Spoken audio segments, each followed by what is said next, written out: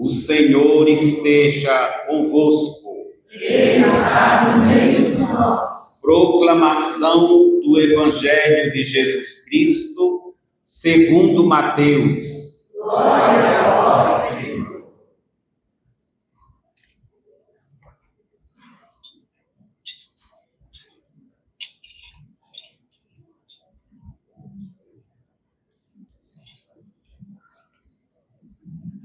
Naquele tempo, Jesus contou outra parábola à multidão.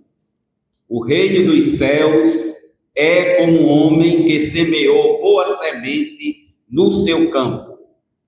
Enquanto todos dormiam, veio o seu inimigo e semeou o joio no meio do trigo e foi embora. Quando o trigo cresceu e as espigas começaram a se formar, apareceu também o joio. Os empregados foram procurar o dono e lhes disseram: Senhor, não semeastes boa semente no teu campo? De onde veio então o joio? O dono respondeu: Foi algum inimigo que fez isso. Os empregados lhes perguntaram: Queres que vamos arrancar o joio? O dono respondeu: Não. Pode acontecer que, arrancando o joio, arranqueis também o trigo. Deixai crescer um e outro até a colheita. E no tempo da colheita direi aos que cortam o trigo: Arrancai primeiro o joio, amarrai-o em feixes para ser queimado. Recolhei, porém, o trigo no meu celeiro. Jesus contou-lhes outra parábola. O reino dos céus é como uma semente de mostarda, que um homem pega e semeia no seu campo. Embora ela seja a menor de todas as sementes, quando cresce, fica maior do que todas as outras plantas, e torna-se uma árvore, de modo que os pássaros vêm e fazem ninho nos seus ramos. Jesus contou-lhes ainda outra parábola. O reino dos céus é como um fermento, que uma mulher pega e mistura com 3 porções de farinha, até que tudo fique fermentado. Tudo isso Jesus falava em parábolas às multidões. Nada lhes falava sem usar parábolas, para se cumprir o que foi dito pelo profeta: Abrirei a boca para falar em parábolas. Vou proclamar coisas escondidas desde a criação do mundo. Então Jesus deixou as multidões e foi para casa. Seus discípulos se aproximaram e disseram: Explica-nos a parábola do joio. Jesus respondeu: Aquele que semeia a boa palavra é o Filho do Homem. O campo é o mundo. A boa semente são os que pertencem ao reino. Os joios são os que pertencem ao maligno.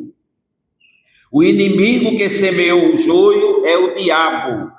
A colheita é o fim dos tempos. Os ceifeiros são os anjos. Como o joio é recolhido e queimado ao fogo, assim também acontecerá no fim dos tempos. O Filho do Homem enviará os seus anjos e eles retirarão do seu reino todos os que fazem outros pecar e os que praticam o mal, e depois os lançarão na fornalha de fogo. Ali haverá choro e ranger de dentes. Então os justos brilharão como o sol no reino do seu Pai. Quem tem ouvidos, ouça. Palavra da salvação. Glória a vós, Senhor. Aleluia, aleluia, aleluia, aleluia, aleluia, aleluia.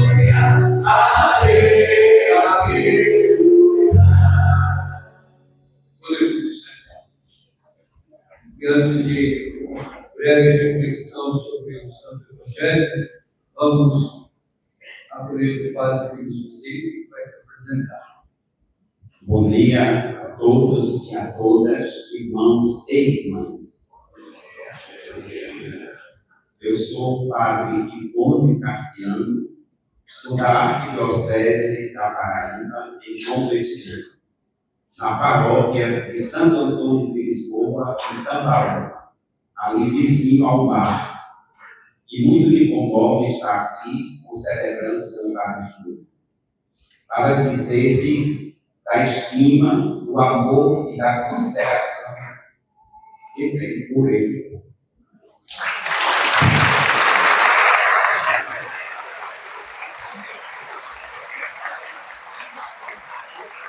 Agora eu quero usar no meu minuto a sua presença aqui conosco. E se tem um lugar que eu tenho vontade de visitar é João Pessoa, no Paraíba. Quem sabe eu ainda chego lá em João Pessoa, no Paraíba. Meus irmãos, minhas irmãs, nós estamos vivendo hoje o 16º domingo do tempo comum e toda a palavra de Deus nós a ouvimos para vivê-la. E nós não vivemos a palavra de Deus no abstrato, nós vivemos a palavra de Deus na concretude do dia a dia. E já as primeiras comunidades tinham tentações, seduções que nós ainda hoje temos. O Evangelho nos fala das 3 tentações de Jesus, e hoje nestas parábolas fala das 3 tentações das comunidades cristãs.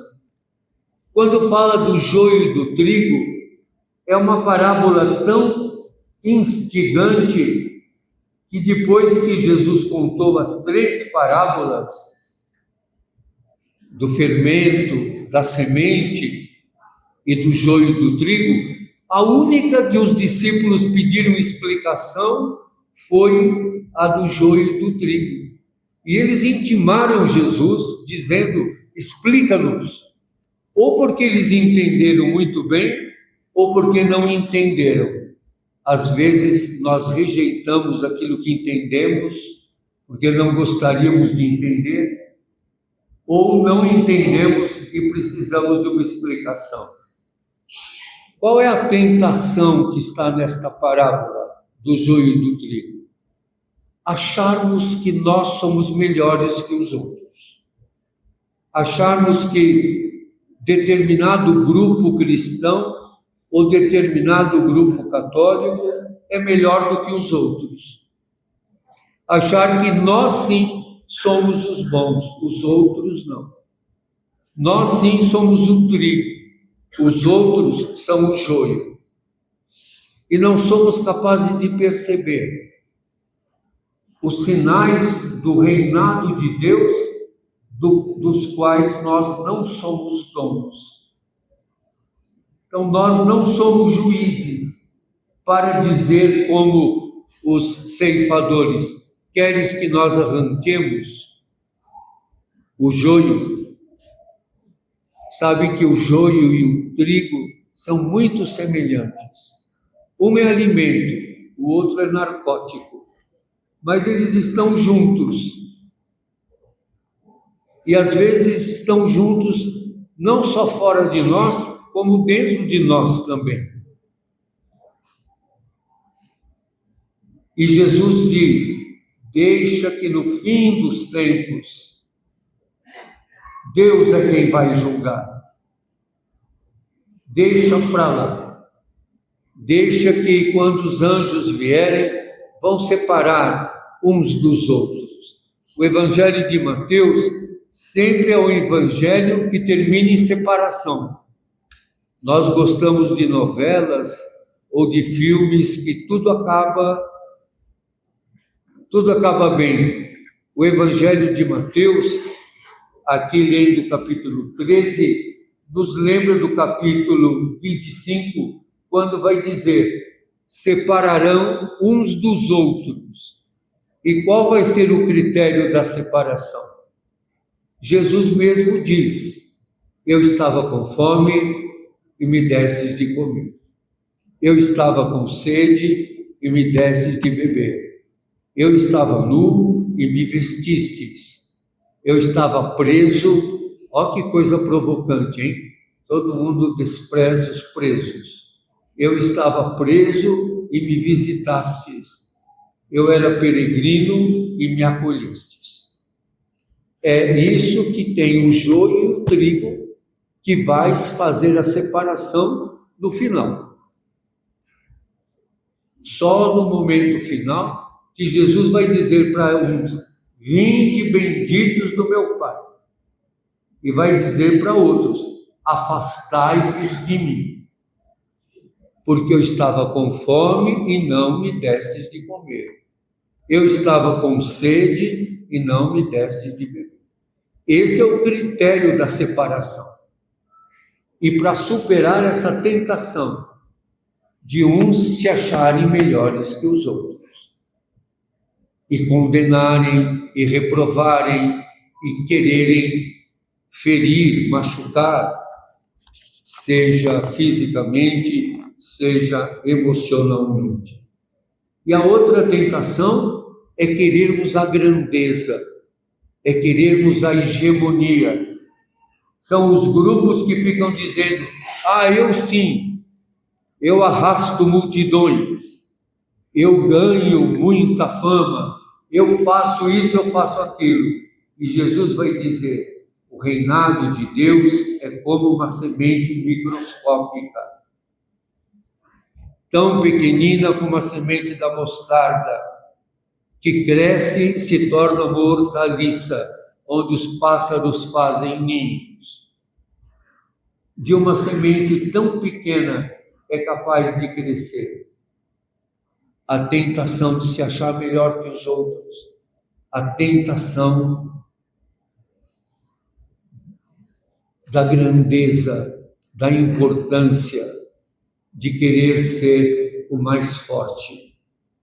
E a outra tentação, a tentação de querer dominar, de querer ter a força.